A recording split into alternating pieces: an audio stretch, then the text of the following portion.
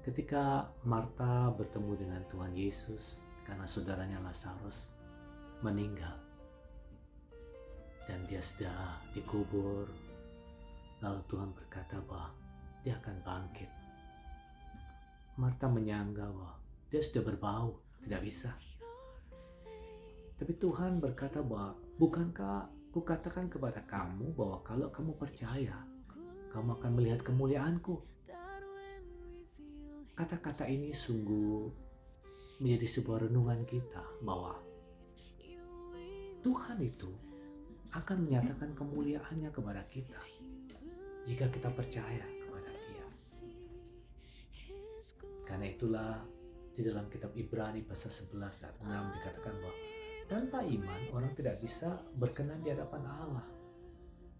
Kita harus percaya kepada Tuhan ketika kita menghampiri Dia, kita percaya siapa Dia, kita percaya kemampuan Dia, kita percaya kasih Dia, kita percaya kemurahan Dia, kita percaya caranya Dia, kita percaya pribadinya Dia sebagai Allah yang Maha Kuasa.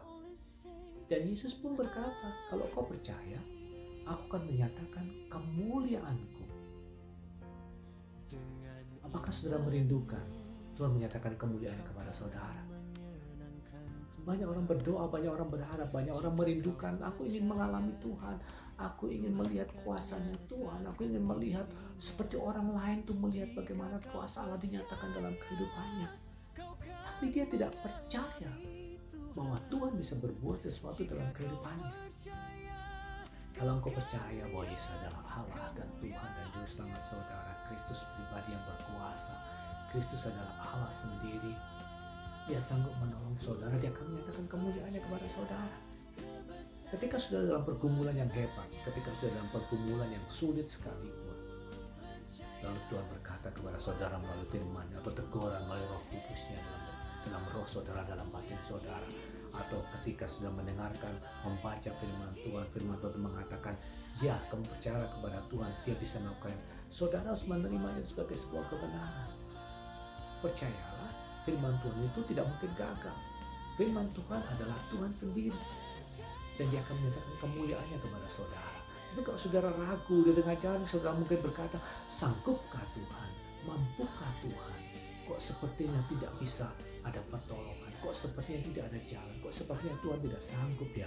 Tuhan Yesus ini sepertinya tidak sanggup menolong saya. Di tengah jalan saudara grogi, baru saudara tidak percaya. Tuhan tidak sanggup menyatakan kemuliaannya kepada saudara. Saudara harus percaya kepada Dia. Saudara harus percaya. Mau mengalami kemuliaan Tuhan, mau melihat kuasa Tuhan, mau melihat kemuliaan Tuhan dalam kehidupan kita. Jalan cuma gak ada lagi. Jalannya adalah percaya kepada Tuhan. Percaya bahwa Dia dari dahulu, sekarang, sampai selama-lamanya tidak berubah.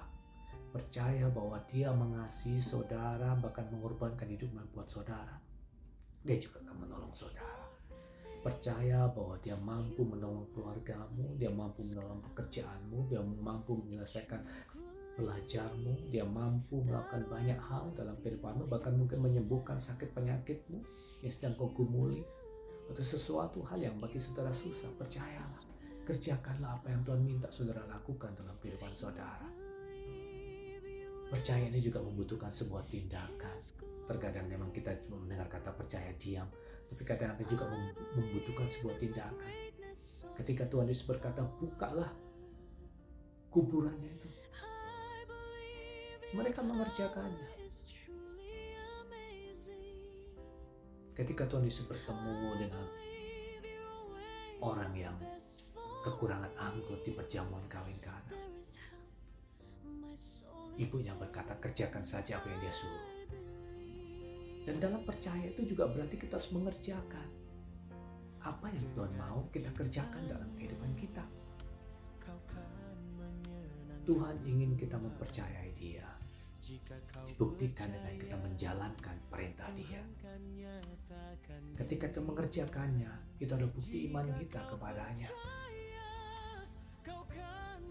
Ketika Petrus seharian tidak bisa menangkap ikan, lalu Tuhan berkata, tempatkanlah jalamu di sebelah kanan, di tempat yang lebih dalam. rasanya berat hati untuk mengerjakannya. Tetapi dia percaya dan dia melakukannya. Dengan keberatan, dengan sebuah perkataan bahwa aku tidak bisa. Tapi kali ini karena aku yang menyuruhnya, sudahlah aku melakukannya. Dengan sebuah keyakinan, engkau berbeda daripada aku. Walaupun dengan agak dongkol, tapi dia mengerjakannya. Dan ketika dia mengerjakannya, dia menangkap sesuatu, akhirnya dia bertobat, dia minta ampun di hadapan Tuhan, aku manusia yang berdosa. Saudara, kemampuan saudara yang terbatas. Kita ini terbatas. Kalau menangkap apa yang diharapkan oleh Tuhan, itu memang melampaui pikiran kita. Ketika Tuhan berfirman, itu seringkali melampaui pikiran kita, melebihi kapasitas daya jangkau kita, bahkan melebihi daripada pengalaman kita, melebihi daripada kecerdasan kita, melampaui dari segala sesuatu yang biasanya kita pernah kerjakan. Ya jelas jauh beda, mau pikiran kita itu wow di hadapan Tuhan. Allah itu tak terbatas, saudara, terbatas. Ketika yang tidak terbatas itu menyampaikan sesuatu kepada saudara, di dalam pikiran saudara yang terbatas, saudara sulit menerimanya. Tetapi Allah yang tidak terbatas, ketika saudara percayai dan saudara mengerjakannya, dia akan menyatakan kemuliaannya yang tidak terbatas itu di hadapan saudara. Sehingga saudara belajar melihat betapa kemuliaan Tuhan itu memang melebihi daripada kemampuan saudara, dan saudara bisa mengakui, oh Tuhan, sungguh Engkau memang Allah yang hidup, Allah luar biasa, yang tidak terbatas. Dan aku mengenalmu, itu merupakan sebuah sukacita bagi aku.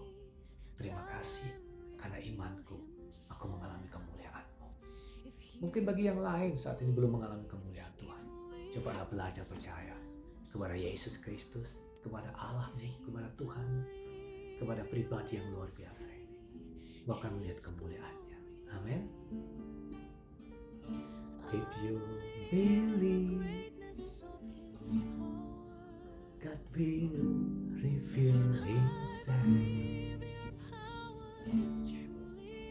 If you believe, you will experience God. If you believe, you will see His glory. Amin. Saudara akan melihat kemuliaannya. Percaya, tunggulah Dia, nantikanlah Dia. Saudara akan belajar mengenal Dia, dan saudara akan betul-betul melihat kemuliaan di saat saudara percaya. Tuhan Yesus memberkati kita semuanya. Haleluya. Amin.